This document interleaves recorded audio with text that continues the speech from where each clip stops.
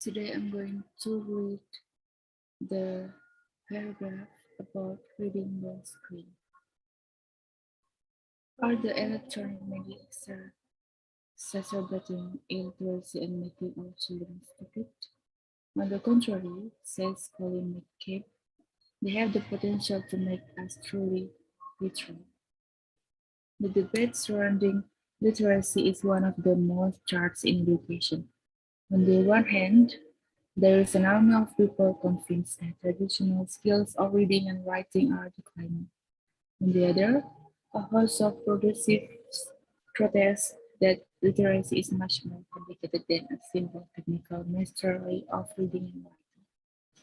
The second position is supported by most of the relevant academic work over the past 20 years. These studies argue that literacy can only be understood in its social and technical context. In Renaissance England, for example, many more people could read than could write. And within reading, there was a distinction between those who could read, print, and those who could manage the more difficult task of reading manuscript. An understanding of these earlier periods helps us understand today's crisis in literacy debate. There does seem to be evidence that there has been an overall decline in some aspects of reading and writing. We only need to compare the tabloid newspaper of today with those of 50 years ago to see a clear decrease in vocabulary and simplification of syntax. But the picture is not uniform and they can readily demonstrate the simple distinction between literate and illiterate, which had been considered adequate since the middle of the 19th century. While reading a certain number of writings as crucial as it is ever in industrial societies, it is doubtful whether a fully extended grasp of whether it's as necessary as it was in this art.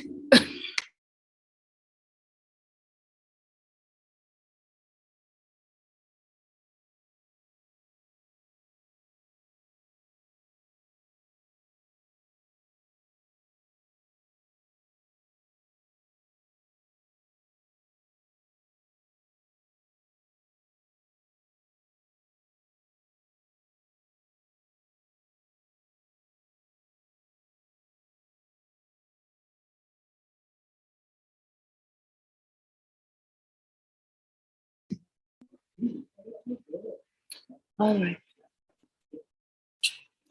While reading a certain amount of writing is as crucial as it has ever been in industrial societies, it is doubtful whether a full grasp of whether it's as necessary as it was 30 or 40 years ago.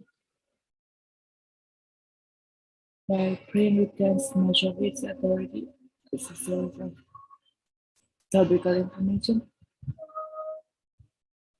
television has increasingly usurped this role. The ability to write flowing letters has been undermined by the telephone, and research suggests that for many people, the only use for writing outside formal education is the compilation of shopping lists.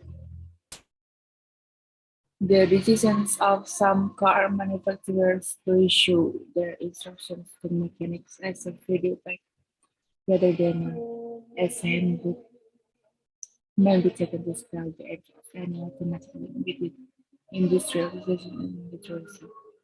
On the other hand, it is also the case that ever increasing numbers of people make their living out of writing, which is better rewarded than ever before.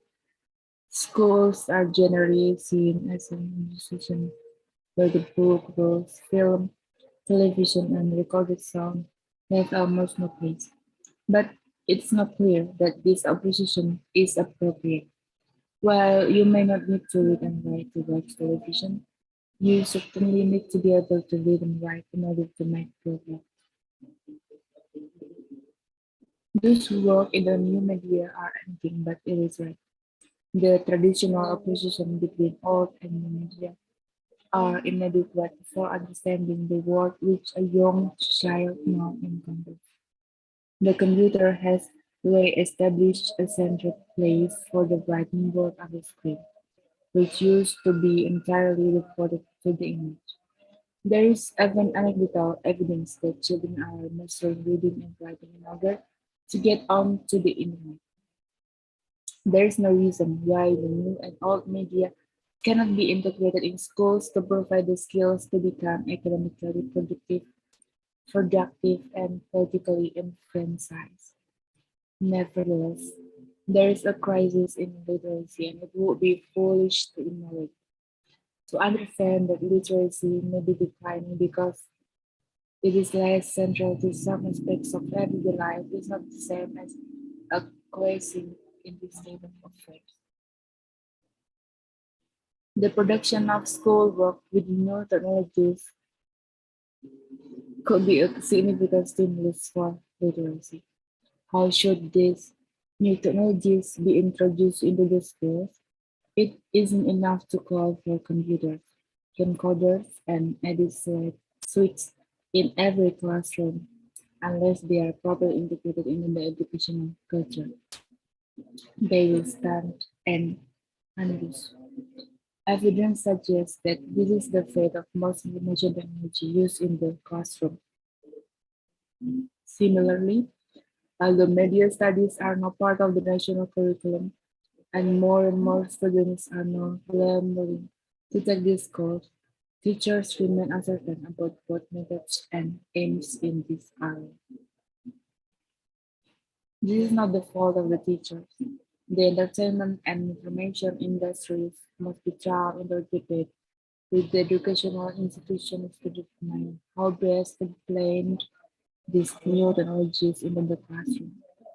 Many people in our era are drawn to the pessimistic view that the new media are destroying old skills and eroding critical judgment. It may be true that past generations were more literate, but taking the pre-19th century meaning of the term, this was true of only a small section of the population. The word literacy is a 19th century term to describe the defaults of reading and writing from a full knowledge of literature. The education reforms of the 19th century produced reading and writing as skills separable from full participation in the cultural heritage. The new media now point not only to a futuristic cyber economy, they also make our cultural past available to the whole nation. Most children's access to these treasures is initially through television. It is doubtful whether our literary heritage has ever been available to or sought out by more than about 5% of the population. It has certainly not been available to more than 10%. But the new media joined to the old through the public service tradition of British broadcasting now makes a